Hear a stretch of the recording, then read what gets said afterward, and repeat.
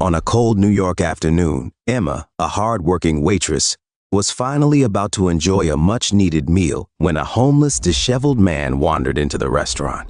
Ignored by everyone else, she chose to sacrifice her own lunch to feed him. But what seemed like a simple act of kindness quickly unraveled into a shocking discovery. Who was this stranger she helped, and why did his real identity leave her utterly stunned? Keep listening to find out how one selfless gesture changed everything, and let us know where you're listening from. Emma Ramirez was exhausted. After a long day of classes at New York University, all she wanted was a hot meal to keep her going. The city streets were bustling, as always, with people rushing in every direction, but Emma only had one destination in mind: La Rosa Bistro, the upscale restaurant in Manhattan where she worked part-time as a waitress. She pushed open the glass door, greeted by the familiar aroma of sizzling steaks and the chatter of well-dressed patrons.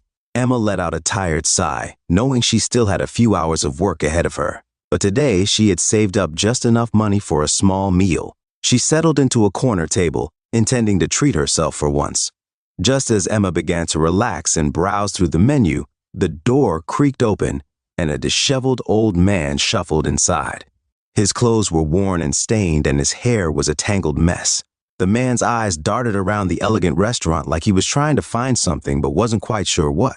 "Not again," groaned Sophia, one of Emma's colleagues. "Another homeless guy wandering in." None of the staff moved to help him. They were more concerned with serving their high-paying customers. But Emma couldn't look away. There was something lost, almost desperate, in the old man's eyes. Ignoring her colleagues' whispers, she stood up, walked over to the man, and gently took his hand. "Are you hungry?" she asked softly. The man didn't reply, but the look in his eyes told her everything she needed to know. Without hesitation, Emma guided him to a table and asked Sophia to bring a hot meal. "Put it on my tab," she insisted. Sophia rolled her eyes. "Are you serious? That's your money, Emma. He's just going to waste it." But Emma didn't care. As the old man devoured the food, she sat across from him, sipping on water since that was all she could afford now. Little did she know, this simple act of kindness was about to change her life forever. As Emma watched the old man eat, memories of her own past flooded her mind. She had grown up in a cramped apartment in Brooklyn with her mother, Rosa, and 3 younger siblings. Life hadn't been easy since her father, Manuel, had walked out on them when Emma was just 6 years old. Left with no support, Rosa took on any job she could find, cleaning houses, babysitting, even scrubbing floors in offices to keep her children fed and clothed. Emma had always been the determined one. She worked tirelessly through high school, dreaming of a better life for her family. She won a partial scholarship to New York University, but the financial burden still loomed large. To cover her rent, food, and tuition, she juggled her studies with part-time jobs. 2 years ago, another tragedy struck. Rosa was diagnosed with severe heart failure. The doctors at Mount Sinai Hospital told them that the only way to save her was through a costly surgery that would cost $20,000. For a family already struggling, it was an impossible amount. As the old man finished his meal, Emma's thoughts returned to the present.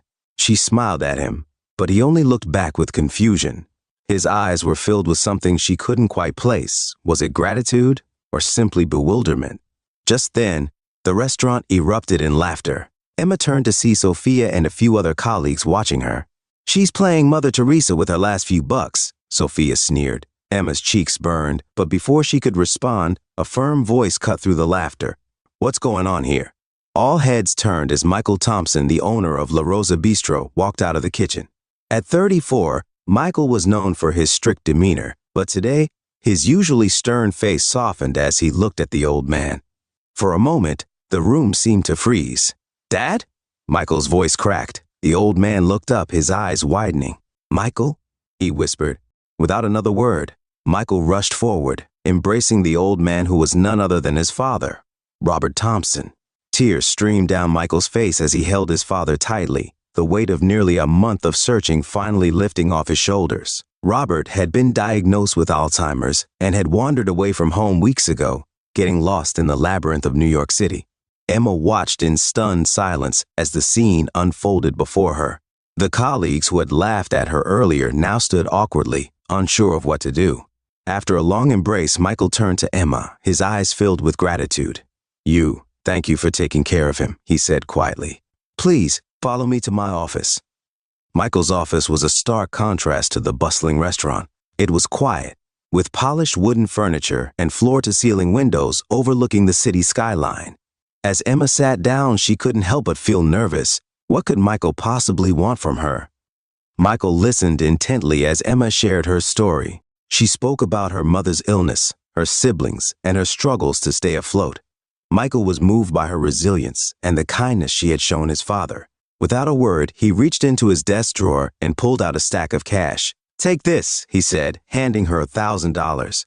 It's a token of my gratitude, and I have a proposition for you. Emma's heart raced. What do you mean? My father needs a caregiver, Michael explained. Someone patient, compassionate, and trustworthy. I want to hire you. The pay will be double what you're making here. Tears filled Emma's eyes. But my schedule with college. You can work the same hours you did at the restaurant, Michael assured her. And there's more. Since you sacrificed your own meal to help my father, let me help yours.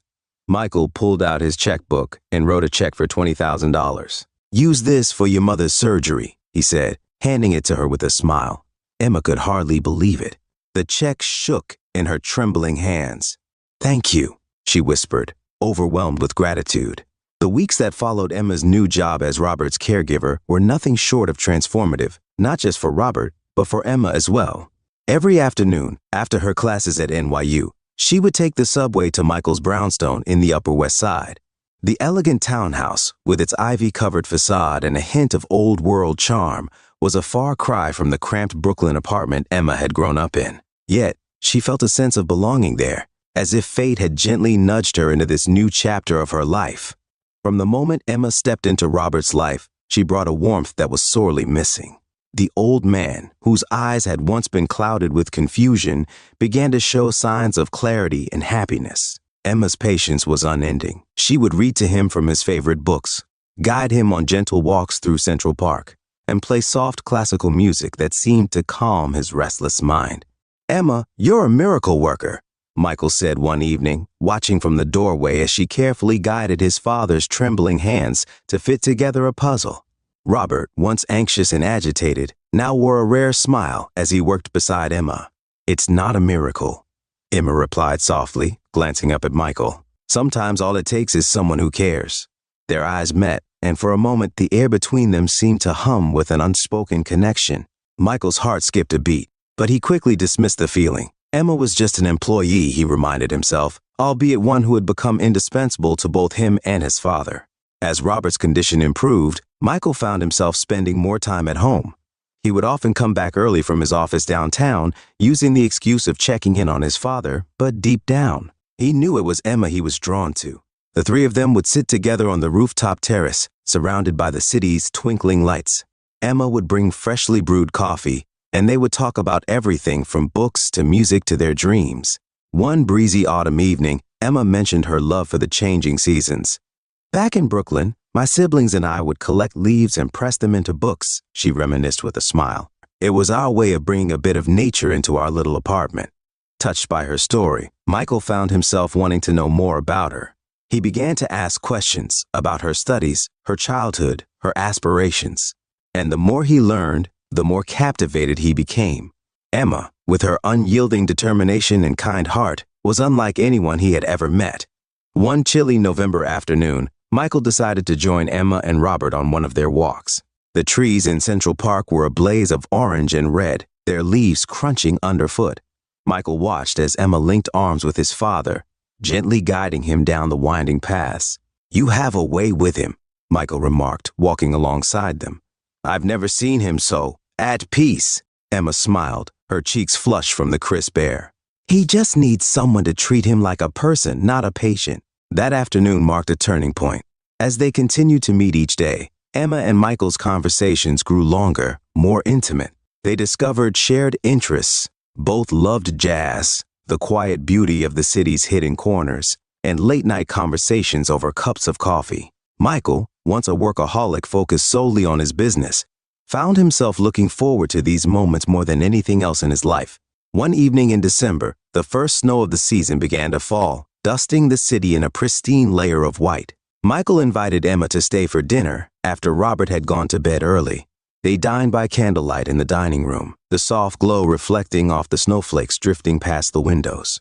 As they ate, their laughter filled the room, a sound that had been missing from the house for far too long. After dinner, they stepped outside onto the terrace, where the city looked like a winter wonderland. Without thinking, Michael reached out and gently brushed a snowflake from Emma's hair. The touch lingered, and as their eyes locked, the world seemed to shrink until it was just the two of them standing under the falling snow. "Emma," Michael began, his voice barely above a whisper. "I."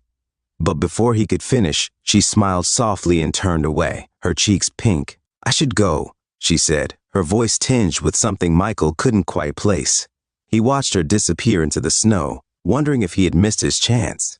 As winter turned to spring, their relationship blossomed like the cherry trees lining the streets of Manhattan. They didn't rush into it, taking things slow and letting their feelings grow naturally.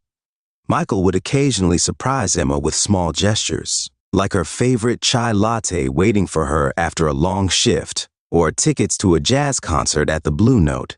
Emma, in turn, would brighten Michael's days with her laughter and lighthearted spirit.